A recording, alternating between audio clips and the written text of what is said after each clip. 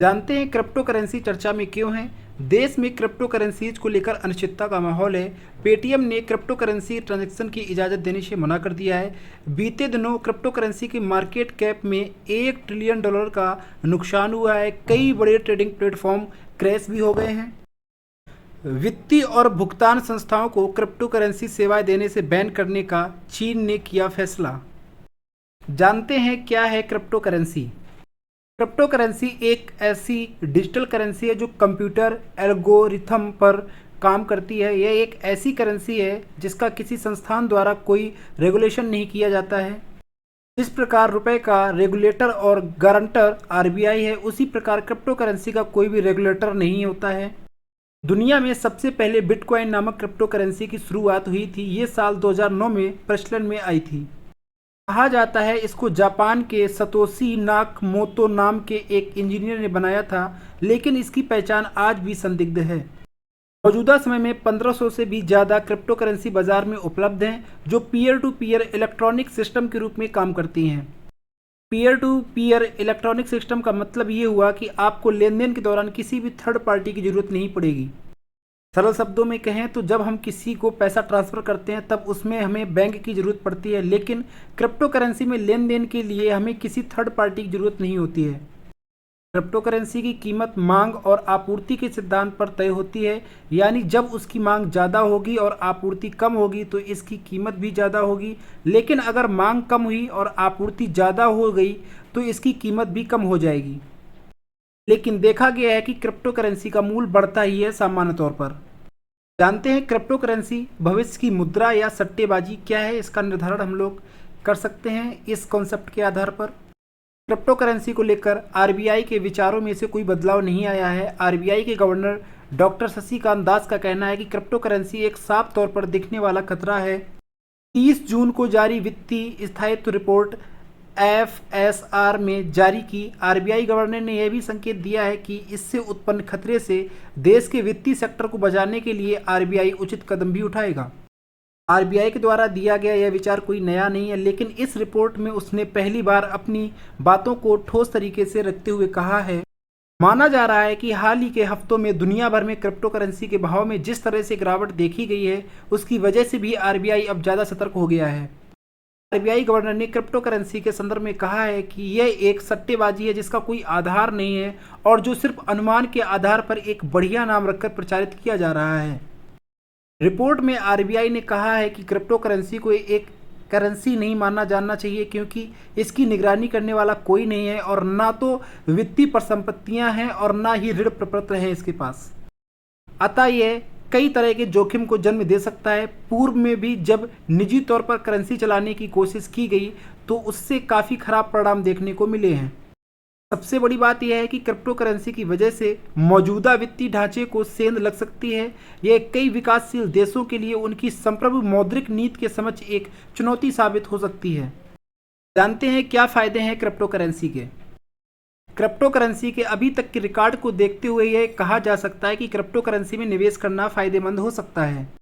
इसके पीछे वजह यह है कि इसकी कीमतों में तेज़ी से उछाल आता है, अर्थात निवेश के लिहाज से यह एक अच्छा प्लेटफॉर्म भी है। क्योंकि क्रिप्टो करेंसी एक डिजिटल करेंसी है, ऐसे में इसमें धोखाधड़ी की गुंजाइश बहुत कम रह जाती है। ज़्यादातर क्रिप्टो करेंसी के वॉलेट उपलब्ध हैं, जिसके चलते ऑनलाइन खरीदारी और पैसे के लेन देन काफ़ी आसान हो चुका है। क्रिप्टो करेंसी की मूल्य कोई अथॉरिटी या संस्था तय नहीं करती है। इसकी कीमत पूरी तरह मांग और आपूर्ति पर निर्भर करती है। इसके चलते अवमूल्यन जैसी समस्या का सामना नहीं करना पड़ेगा। सुरक्षा के लिहाज से क्रिप्टो करेंसी काफ़ी अहम है, क्योंकि इसका लेन देन ब्लॉकचेन तकनीकी पर आधारित है, जिससे एक्सेस के लिए आपको ऑथेंटिकेशन की ज़रूरत पड़ती है। क्रिप्टो करेंसी के सिस्टम को हैक करना काफ़ी मुश्किल होता है। जानते हैं क्रिप्टो करेंसी के साथ क्या दिक्कत है। वैसे तो कुछ देशों में क्रिप्टो करेंसी को सरकारी मान्यता प्राप्त हो गई है, लेकिन ज़्यादातर देश ऐसे हैं जहां क्रिप्टो करेंसी वैध नहीं मानी जाती और भारत भी उनमें से एक है।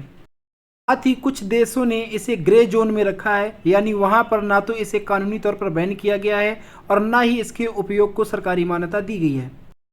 इस करेंसी के साथ सबसे बड़ी मुश्किल यह है कि अगर कोई गड़बड़ी हुई तो आप कहीं शिकायत नहीं कर सकते हैं, क्योंकि इस करेंसी का कोई रेगुलेटर नहीं है। साथ ही इसका कोई भौतिक अस्तित्व ही नहीं है, क्योंकि इसकी छपाई नहीं की जा सकती है।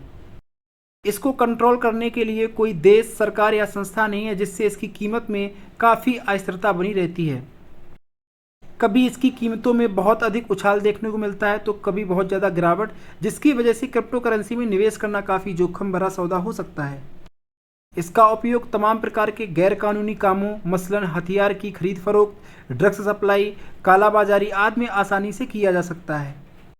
क्योंकि इसका इस्तेमाल दो लोगों के बीच किया जाता है, लिहाजा यह काफ़ी खतरनाक साबित भी हो सकता है। इसका एक और नुकसान यह है कि कोई ट्रांजैक्शन आपसे गलती से हो जाए तो आप उसे वापस नहीं मांग सकते हैं, जिससे आपको घाटा हो सकता है। जानते हैं भारत में क्रिप्टो करेंसी का कानून के पहलू। किसी भी देश में मुद्रा या करेंसी जारी करना उस देश की सरकार का एक संप्रभु अधिकार होता है। यह बात भारत में भी लागू होती है। भारत सरकार की तरफ से मुद्रा जारी करने का अधिकार आरबीआई के पास है। इसके अलावा अगर कोई अन्य संगठन या निजी संस्थान किसी प्रकार की समानांतर मुद्रा जारी करता है तो यह फर्जी करेंसी छापने जैसा होगा, जो कि एक कानूनी अपराध भी है। साथ ही क्रिप्टो करेंसी के संबंध में गठित अंतर मंत्रालय समूह ने क्रिप्टो करेंसी पर प्रतिबंध और आधिकारिक डिजिटल मुद्रा विधेयक 2019 को भी लाने की वकालत की थी। इस कानून को लाने का मकसद क्रिप्टो करेंसी पर प्रतिबंध लगाना है। हालांकि इस समूह ने क्रिप्टो करेंसी में इस्तेमाल तकनीकी, मसलन ब्लॉकचेन और डिस्ट्रीब्यूटेड लेजर टेक्नोलॉजी की अपार संभावनाएं बताई हैं। भारत सरकार के द्वारा बजट सत्र 2022 में यह घोषणा की गई कि वह क्रिप्टो करेंसी के डिजिटल लेन देन पर 30% का टैक्स लगाने जा रही है। उन्होंने आईएमएफ के एक कार्यक्रम में बोलते हुए कहा था कि यह दुनिया के सभी देशों के लिए सबसे बड़ा खतरा है। मनी लॉन्ड्रिंग के साथ ही इसके इस्तेमाल टेरर फाइनेंसिंग के लिए हो रहा है। वित्त मंत्री निर्मला सीतारमण ने कुछ समय पहले यह स्पष्ट कर दिया था कि सरकार के द्वारा क्रिप्टो करेंसी को वैधानिक मान्यता नहीं दी गई है। साथ ही उस समय सरकार के द्वारा यह नहीं कहा गया था कि सरकार के द्वारा डिजिटल करेंसी को वैधानिक मान्यता दी गई है अथवा नहीं। हालांकि उस समय हमारी विदेश मंत्री के द्वारा क्रिप्टो करेंसी नाम ना लेकर उसे वर्चुअल डिजिटल एसेट कहा गया था। मेरा मानना है कि टेक्नोलॉजी के इस्तेमाल वाला रेगुलेशन ही समस्या का हल है। इसे बहुत ज़्यादा सक्षम होना होगा या टेक्नोलॉजी के मामले में सबसे आगे होना चाहिए।